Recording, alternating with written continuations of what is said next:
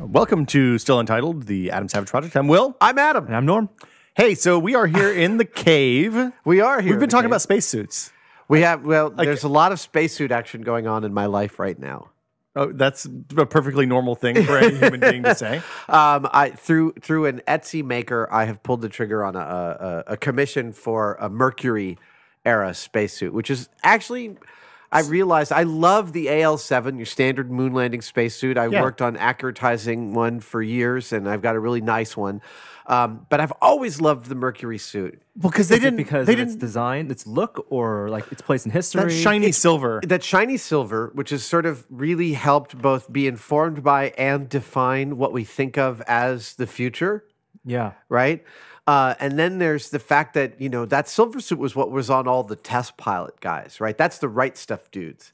And those are the early generation astronauts when everyone was still figuring out what an astronaut was. So I love it's being made exactly for my measurements. I had to make so many measurements. Oh, I'm sure. Like top of arm, bottom of arm, these kind of like really, because you want to cross the palm of the hand. Yeah. And I'll tell you, you know, and even then they get upset because they don't have me. Yeah. Right. Like when I mentioned to a friend of mine who's a film costumer that I was having it made in absentia, she like started to get twitchy about it. She's like, how can you do that? Well, so is that the kind of thing that you can like go to a local film costumer and say, hey, can you measure me as a favor to this other person across the country? Or is that probably not so much? That hasn't occurred to me, strangely, but I think that's actually a really good idea. I've done that for like tuxedos at weddings before. You go to one tuxedo shop and they measure you there, and then you get the tuxedo when you get to the other place. That's not a bad idea. Speak one language. Yes. Yeah. That hadn't occurred to me. I also just picked up on eBay for a really good deal a full Battlestar Galactica flight suit. The new or old? The new. Oh. Yeah, with the green fabric and all the, the attachments. So it was like a Nomex looking thing on there. And it's a very special kind of fabric that's expensive and hard to get. So, and they totally only buy them in bulk when they do the production. Yeah, exactly. Yeah. Cool. Spacesuit design is really interesting recently because NASA's trying to redo a lot of its spacesuit design or try to modernize it. Well, and it's funny because I was talking to a friend of mine who's also obsessed with spacesuits, and he was talking about we were talking about the fact that NASA's always had these two camps, one that wanted to make soft suits per astronaut, because that's an efficient way to solve the problem, and then NASA's always wanted to make a one-size-fits-all hard suit, which is a much more difficult problem to solve. Well, but I mean, and with the ISS and long-term habitation and a lot of people cycling in and out of that station, then the suit becomes more of a problem because they don't take their suits up with them. No. Right. It's, when you get up there, when Commander Hadfield's on the station, he goes out for an EVA, he wears the same suit that's been up there for 5 years at this point. Right. But if you really want to go down a wiki hole, go look at spacesuits from how they've changed from the shuttle period, the beginning of the shuttle period in 1981 to today on the ISS. Oh, really? Because there's been multiple generations across the 20 years that the shuttle flew. You know, because we all remember that big MMU thing, right? Remember that it looked like an enormous backpack chair with some arms, and I made a model of that. I have one upstairs. Yeah, exactly. I mean, I have a model of one upstairs that I've been meaning to put together. But it was like they eventually, over a period of time, shrunk that down, and they changed the way the suits fit, and they worked to design the one-size-fits-all suit that's on the shuttle now.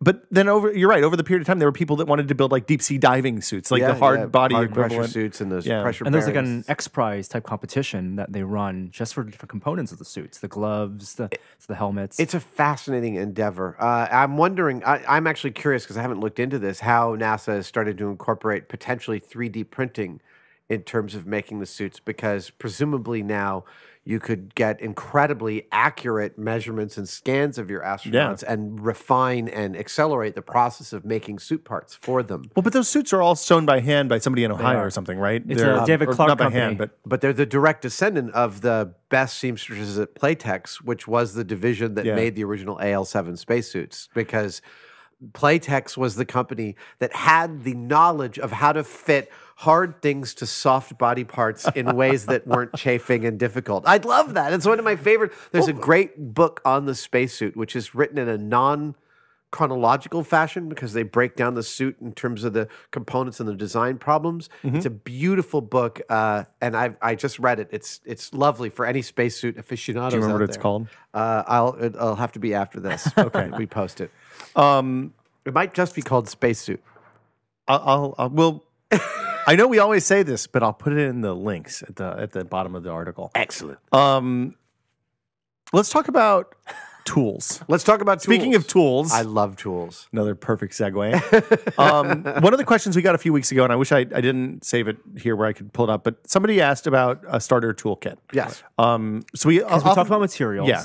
And you talk about how you find materials, but you got to use tools to manipulate those. Yeah. And the question specifically what someone asked was, if someone is just building out their workshop, right? Obviously, if you have a project in mind, you buy the tools for that project. Right. But if you have $200, $300 to spend, your basic toolkit, like what should be in that, and you're just starting out, what do you buy? Yeah. First off, I for some reason this is in my head, and I want to get it out, which is that don't buy that set of 12 freaking screwdrivers. Like you mean the one that you roll out and it has like 6 different size heads and it has no. There's like in every hardware area of every big box store or in every hardware store, they always have like the 12 screwdrivers. Truth be told, you need 4. You need a big Phillips, a small Phillips, a big flathead, and a small flathead. And really, you could then also invest in some Wiha, W-I-H-A, jeweler's screwdrivers, which are really nice. But again, you only need like a couple. So, like, I have this set of basically take it apart screwdrivers. It came from iFixit or someplace like that. Right. And they have 65 bits. Now, that is actually, those are pretty good. It's great, but I use like 5 of them regularly. use and the 5 other of them. 40 I never touch. And a lot of those replaceable head screwdrivers can tend to run you into trouble if you've got a piece of electronics with a deep screw. Yeah. You won't be able to get the switch-outable head down into that cavity to move that screw. That's always a problem. Yeah. So I have one really long Phillips and one really long straight that just hang on the shelf, and they're there just when I need them. I hardly ever use them. So, a big and a small plus a jeweler's size of Phillips. And the jewelers can be adjustable, I think. The jewelers can totally be adjustable. Yeah. You're going to need a hammer. You're going to need a thwacker. I like to have like a normal claw hammer. Yep. And then I also have a kind of big rubber mallet just for knocking stuff loose. A convincer. A mallet is really key, and they're about like $7 or $8. Yeah. They're incredibly inexpensive. Well, so before we go any further, we should say a lot of this stuff, if you do some garage sale hunting, you can or watch Craigslist for like estate sales. And Craigslist is fantastic. You can often buy toolboxes with tools already in them. I have. And you'll get probably about a 20% hit ratio with that. 20% of the tools in those all-inclusive toolboxes will actually be good tools. The rest will be a lot of crap. But you're probably looking at, if you're at a garage sale, you're looking at probably, $4 for a toolbox full of tools. And that's how I built up a lot of my early tools. Yeah, it's a good way to kind of kickstart the collection. The other thing is that with things like screwdrivers, you can buy cheap versions of some of these things. Screwdrivers is, a mallet and a hammer, go ahead and buy the cheapest one you can get to start out, because that's going to serve you just fine when you're starting out. Do you like a wooden handle or a fiber handle on your hammer? I have no preference in that regard. Interesting. I really don't. I'm agnostic when it comes to hammer design. A claw hammer is really good because prying is a really important part of making. Prying things apart is totally vital. And it fixes mistakes. Break those crates. Yeah. So a pair of wire strippers, a pair of like adjustable wire strippers, which are now there are some that come with like little notches for every gauge of wire that there are. I have a couple of those. They're not that awesome. It's much better. Like wire snips are one of those things that I spend a fair amount of money on. I just bought a new pair because I did something dumb and broke the tip off my old one last week. But you want, if you have a good pair of snips that gives you good fine control, you don't need the stripper. This is true. This is true. You could go with a simple pair of dikes, which is what those wire snips are called. They have super offensive names across the board. A pair of dikes. If you do have good control and a good sharp pair, I happen to know that Lowe's now sells a really reasonably priced. Well, okay, wait a second. Hold on. I got to back up. you're right. A pair of dikes with proper control that are sharp can be used as wire strippers, and that's generally what I do use. The bottom of the cutting jaws on a Leatherman are also fantastic for wire stripping. There's usually a little notch taken out there. If you want good wire strippers, the kind that are actually adjustable, that have a pair of V's that meet at different depths depending on where you've set them, those are great. I have a couple pairs of those, and those are great. One of the first, if you're going to do a lot of electronics wiring, one of the first tools to invest in is to spend $40 on a pair of Greenlee automatic wire strippers. The ones that they grab the wire and strip the end off. And I love showing those to people who never knew they existed because they change your life. Well, and they do just the right depth too, which is the awesome part about the whole thing. But again, that's not the $200 starter kit. That's something to move up to. Now, you're also going to need, in addition to the pair of dikes, those won't cut really hard things. Yeah, you should only use those for copper wire, and maybe aluminum. Copper wire or aluminum, but don't go use them for steel. That's how I destroyed You mine. will ruin them on plant wire, which is often a hardened spring steel. Twist ties. Twist ties also. So for cutting that kind of stuff, what you want is a pair of snippers made by, wait for it, Knipex, Knipex. Okay. And I happen to know that Lowe's now sells Knipex cutters for a really reasonable deal, like $15. Oh, wow. I used to have to spend like $60 or $70 for a good pair of Knipex cutters. Yeah. And they will cut everything. They have these drop forge hardened jaws that I have never met a thing they can't make it through. You can like cut through sheet steel and all sorts of stuff. Yeah, but it's more for wire. Small. Okay. Yeah, it's more for wire. Sorry, they're not like scissors. They're nippers, just like dikes. But they'll cut through plant wire and spring steel. They'll cut springs. Oh, cool. They'll cut little bolts off. I mean, you're limited only by your hand strength on those. They're fantastic. That's awesome. I mean, a lot of this depends on what you want to do. So if you want to do electronic stuff, obviously investing in a good soldering iron is important. Absolutely. A Weller soldering station. You want adjustable. You want to be able to adjust the heat on the end of the tip and do multiple tips. You mentioned the key on a Leatherman earlier. You recommend multi-tool. Multi-tool is totally key. A multi-tool is a reasonable investment. Now, it is an investment. If you're talking, you only have a couple $100. You're going to spend $60 on a Leatherman. It's a close call to me because it's got like 19 tools in there. But they're not very good. The pliers are great and the knives are great, but the rest of it's kind of just okay in a pinch. Yeah, absolutely. But it's also great to have on your belt because it'll take care of a bunch of different things. I'm going to move on to a drill. You can buy a hand drill that plugs into the wall with an adjustable chuck, with a hand adjustable chuck. So you don't have to use a chuck key. You can buy one of those now for like $25. That is absolutely a critical tool to have. I have probably 4 drills in the garage. Most of mine at this point are cordless. Yeah. But the corded one is still there. I would add an extension cord to your list too. Because you're going to want an extension cord if you're buying corded appliances. Yeah, I think most people buy the cordless because they think it's more convenient. But again, I'm thinking if you're really on the tightest budget, that's the cheapest, really versatile drill that you can get. It'll have a 3/8 chuck to it, so you can fit a reasonably sized bit in there. You'll obviously need a drill index. Those can cost everything from $15 up to hundreds of dollars for really high quality ones. If you're just starting out, you don't need the really high quality ones. You can buy the cheap ones. Even the ones from Harbor Freight will serve you just fine for beginning making. In fact, if you're standing there at Harbor Freight and you're wondering about those drills, go ahead and get them. Go ahead and get the big set that's got the number drills, the letter drills, and the fractionals all at once. That will serve you for years because you'll have everything down to a size 60 number drill. You'll have everything up to a 1/2 inch fractional drill, and everything in between. Well, the other nice thing about the drill is if you get a vice clamp for your bench, a bench vice, so even a small one you can get for $15 or $20, then you can put things like a wire brush or a sander on the end of the drill and use that as kind of an impromptu way to grind stuff down. And in fact, actually, one of the most versatile things you can chuck into that drill is a drum sander.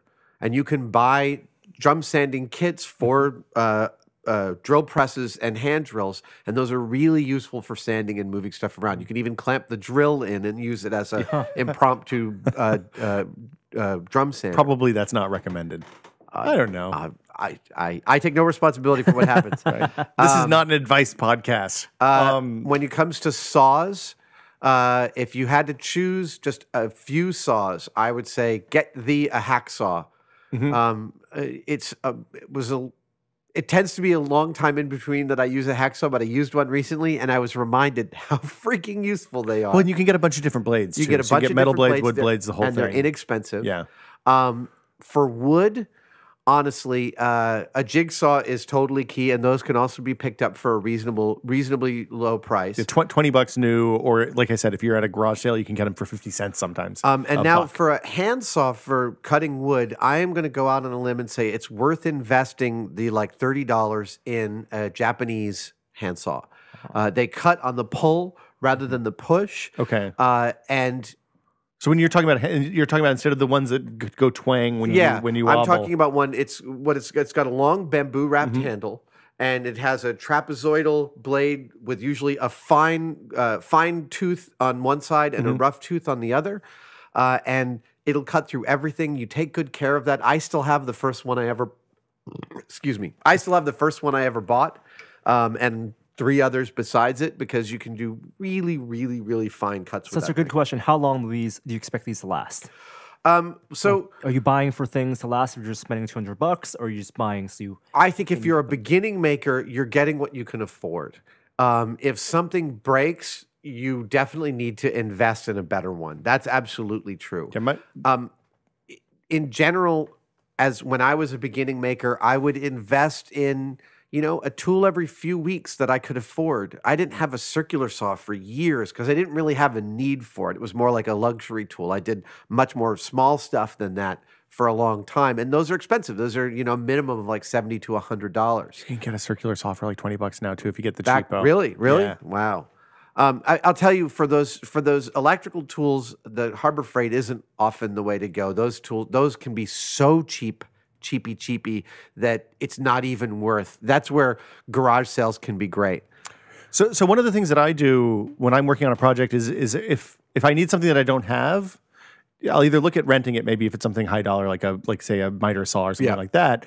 Or if it's something that's a hand tool or something relatively expensive, I kind of build that into the cost of the project and then add something to in addition to building something cool, I also end up with a new tool at the end. Well, so when I was a beginning maker, one of the deals I came up with, and I'm not sure if we've talked about this here before. Yeah, I think you mentioned, where I would often take a job for just the cost of materials plus a little bit, and that would afford me to buy like a tool. Yeah. And the materials, which was often one of the more difficult things to expense when I was, making $11 an hour. Well, when I built shelves a few months ago, and the materials were $500-600. Right. And I mean, that's a fair amount of money for a set of kids' room shelves.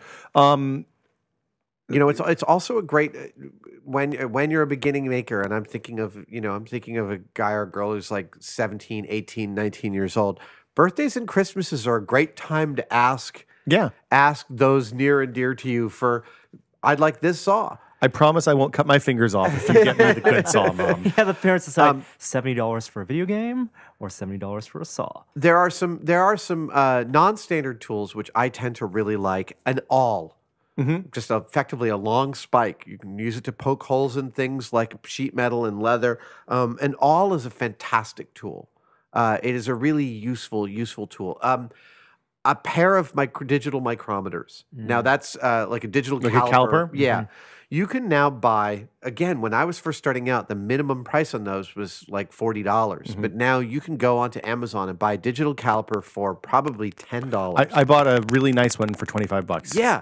And it's not expensive. I'll tell you, in general, the cheap ones are every bit as useful to you as the expensive ones. Make sure it's made of metal. Don't buy the plastic ones. They are really, really cheap. In my experience, the difference between the cheap and the expensive on calipers is that the cheap ones lose their zero, and you have to keep re-zeroing, which is fine if you're just going to make 1 or 2 measurements a day. Yeah, right? If absolutely. you just use it occasionally. We talked about, Norm, you asked about the expensive tools versus the cheap tools, and this is an important thing. I firmly believe in buying cheap tools when you start out, whether they're used or going out, because you don't know what you don't know what you don't know yet. I know that there's a ton of stuff in here that you probably went out and bought the cheap one, and it's been good enough because you use it every 3 years, and it's just sitting here. But when you start using stuff, you find out, oh, okay, this is something that I'm going to use a ton. I use my table saw 10 times a day. I'm really glad that I spent a lot of money on this because it's a good thing. It's a good tool. I'll also drop this bit of knowledge on you. There are some tools, and I'll probably come up with more as we're talking here, but like a pop riveter. Now, there are lots of different pop riveters you can buy. Don't buy the cheap one. I will tell you, it is so not worth saving the $15 to buy a $10 pop riveter. Go spend the $25 and you will be so much happier. They clear the pins that they pull on the rivets much faster. They cycle faster. They're easier to adjust for different sizes of rivets by putting in different nozzle tips. I have had cheap pop riveters. They are garbage, absolute garbage. Go ahead and spend. And again, even on an automatic pop riveter, I know that Harbor Freight sells one for like $30 that's air powered. Don't buy it. Go spend $100 on the really good one. You will be so much happier. Pop rivets is one of those things that I've been using since the very beginning of making. Rivets are a really inexpensive way of attaching things like sheet metal and leather and rubber to each other. They're incredibly versatile. Learn to use backing plates. It's not something that's often covered in books about making stuff. With a rivet, it's basically an aluminum mushroom or a steel mushroom that you put through a hole, and when you pull on the tool, it pulls effectively what is a headed brad through that mushroom and makes it expand to pressure fit in the hole it's in. If you use a backing plate, you actually are grabbing it from both sides. And a backing plate is effectively just a little washer you put on the other side of the rivet. So you've got a head of the rivet on one side, the body of the rivet through the two pieces of material adjoining, and a backing plate pressure fit on the other side. So it distributes the stress. It distributes the on stress. The plate rather than the material. Absolutely. When I was 15, I made a full suit of armor out of aluminum using only pop rivets, and promptly wore it to school and passed out in math class of heat exhaustion. There you go. True story. Turns out aluminum doesn't breathe so well, huh? No. Let's see. We talked about woodwork stuff. Dremel? I like the Dremel. Dremel is really more, it's often sold as you can do everything with this tool, and the answer is, yeah, sorta. It's kind of like the Leatherman. Don't trust anyone that says you can do everything with a tool. The Leatherman, the Dremel is really great for fine sanding and shaping and cutting, hard edge model making and cutting. Yeah. Those blades will go through your fingers really quickly. You've got to be very, very, very careful. I'm not someone who would say that a Dremel is one of the first tools you want, because honestly, I can do tremendous amounts of shaping and sanding with an Exacto knife and nail files. Honestly, nail files of the foam nail files that you can buy at the beauty store of different grits from like 80 all the way up to 400. You buy a bunch of those 80 grit ones, and I use those more than almost any other sanding tool in my shop. Well, the neat thing is they kind of bend and flex. So you can get up on round edges and all sorts of stuff like that. Let's see. We talked about Exacto Knife is another good one. Yeah, Exacto Knife is absolutely one of the first tools you should have. Tape measure. Tape measure. And in terms of Exacto Knives, the ones with the replaceable blades. Exacto, yeah. An Exacto Knife is a tool handle with these replaceable blades. They're crazy, incredibly, ridiculously sharp. Yeah. I'd also say have single edge razor blades.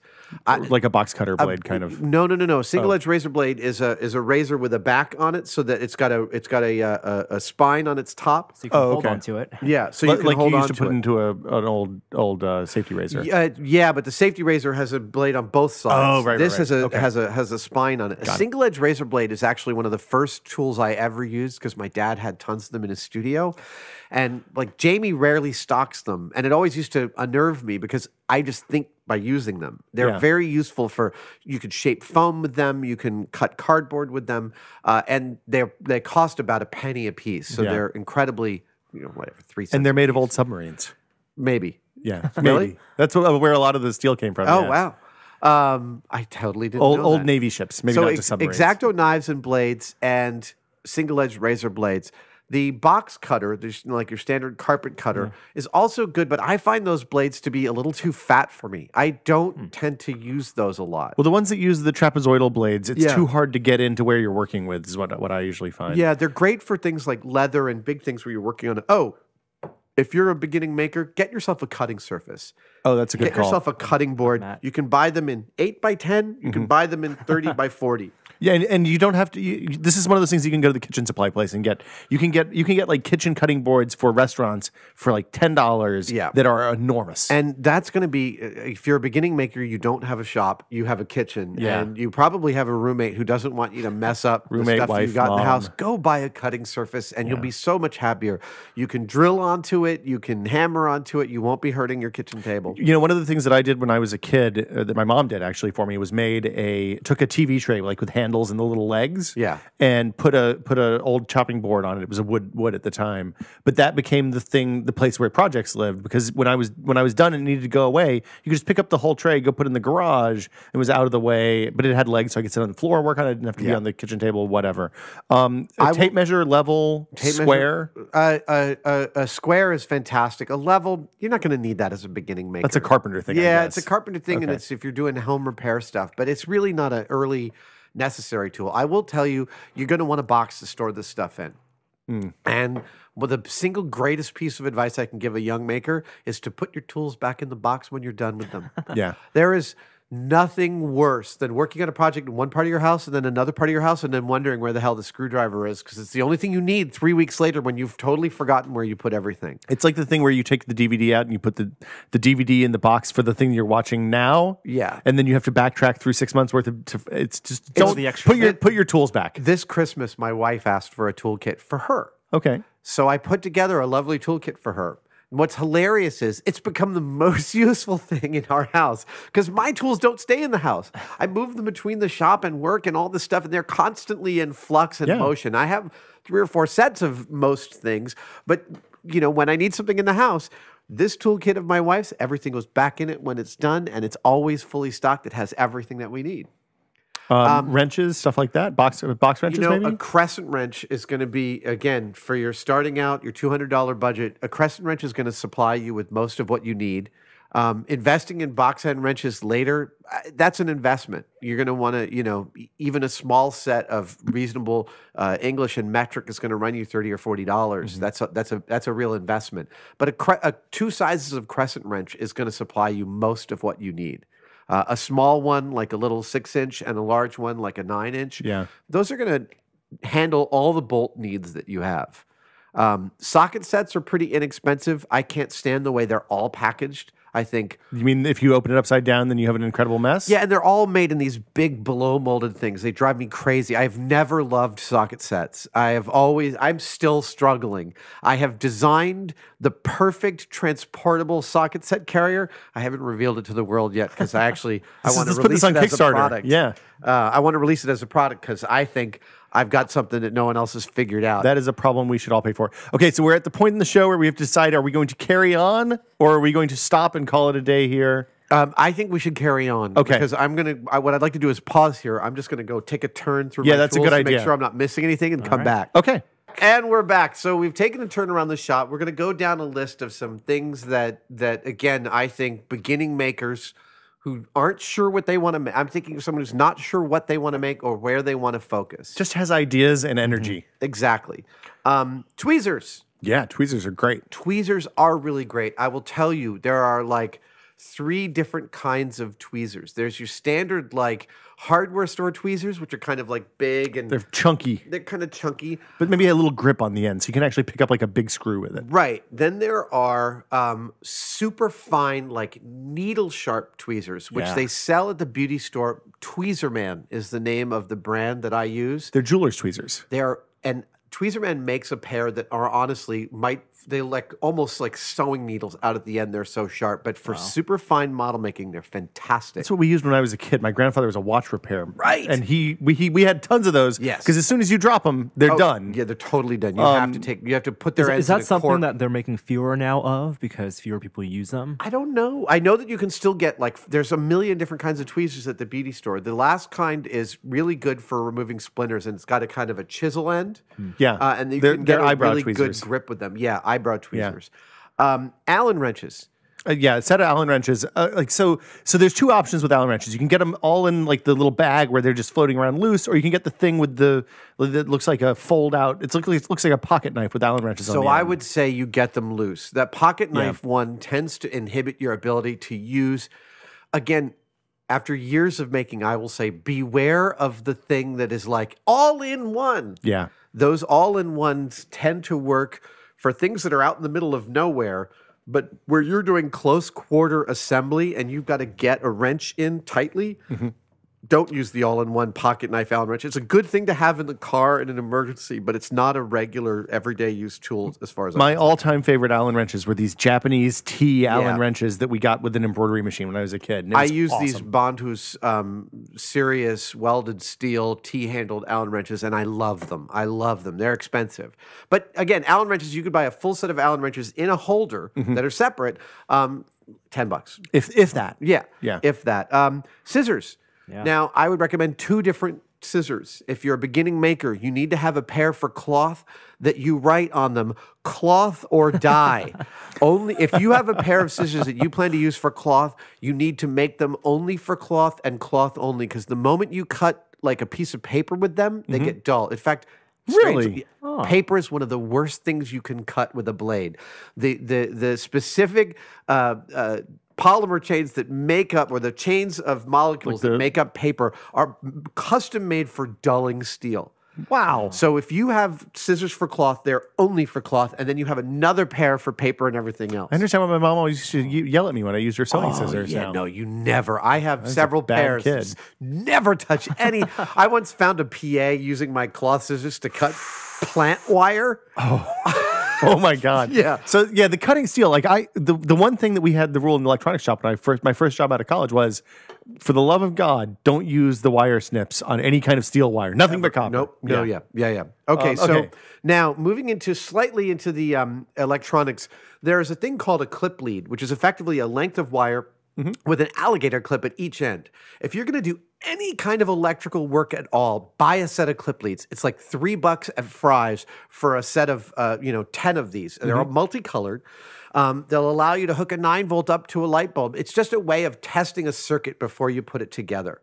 And clip leads have been a staple of my toolkit for 25 years. And it's to save you from having to solder. Yeah, when you have you something from having to solder or twist wires. It's allowed. You just connect this up to that. You want to find out if a 9-volt will power this circuit. You connect up the clip leads, and it's just rather than sitting there touching two wires to each other takes two hands. Yeah. And what else? You can't do anything else while you're doing you have that. toes, Adam. Yeah. If you're gonna do like real electronic stuff, then like breadboards and all that stuff are necessary. But that's a real specific thing. Don't buy that unless you're planning on doing Totally. And by the stuff time or you're getting breadboards, you already have purchased a multimeter. Yeah. An electrical multimeter. Electrical multimeters, they come in all shapes and sizes. If you're going to buy one, make sure you buy one. It's an electronic device that allows you to read the voltage coming out of a battery or a circuit. Resistance, continuity. Yeah. Continuity is the biggest one. Yeah. Some cheap multimeters do not come with a continuity alarm. And continuity alarm means I want to make sure that this is connected all the way to that. So when I touch both ends, it goes beep and tells me I have continuity across the circuit. That is one of the single most useful parts of every multimeter. And if the one you're looking at doesn't have it, don't get it. Grip clips, those spring clips that are just like you grab the bottom and they open up and they hold stuff. They've got a rubberized ends. Those are crazy useful. And like clamping is going to be a key thing that most people don't think about when they begin making. Those are expensive, right? I spent $150 on clamps. Grip clips are great. Also C clamps, cheapy little C clamps, ones that are like 2 inches with the screw in the thing. Man, just go get 4 of those. I have like 20 and I use them all the time. There are more expensive ways to clamp stuff, but go ahead and get the cheapest way right now, because clamping 2 pieces together so you cut them the same, that's a really useful technique. Clamping something to a table so you can have a safe surface. Yeah. Well, and the thing about clamps is you can always use more clamps. So you can always use. You never have too many. Clamps. The cheap clamps, even if you get better clamps that are easier, faster, whatever down the line, the cheap ones you'll still end up using, and sometimes the cheap ones are actually better. And the quick ones are not as secure as the C ones. I think it's true. No, they're totally not as secure. But I do know that Harbor Freight has tons of little trigger, where you pull the trigger and it slowly clamps. Those are like a couple bucks a piece at Harbor Freight, and those are just fine for model making. Oh, okay. Yeah. Let's talk about tape. Tape should be in your toolkit. Tape is a good thing to have. You're going to need, if you're only choosing a couple kinds, you're going to need masking tape. Okay. You're going to need duct tape. You're going to need double stick tape. I can't stress enough how useful double stick tape can be. And there are two kinds. There's carpet tape, which is effectively a double-sided duct tape. Okay. It's a cloth tape with stick them on both sides. It can be incredibly tenacious. But because it's really thin, it doesn't fill any gaps. So you have to have things that mate perfectly to use carpet tape. Okay. For things with gaps, you go get foam double stick tape. That stuff's awesome. The white, now I go with the white stuff that's super soft rather than the 3M stuff, which is a little harder. The 3M, you can tell gray it's is got the 3M? It's got the green plaid. Okay. It's just that 3M The logo Scotch on the thing, tape. yeah. Scotch thing. Get the foam double stick that is really pliable, and that stuff holds things forever. Well, and if you don't need to stick both sides together, if you just need to fill some space, you can get that stuff in the it's like what you use for weather stripping almost. Right. And it's the same stuff. It's just only one side sticky. Oh, okay. Which I is didn't know good. that. Yeah, I use that a lot. What about electrical tape?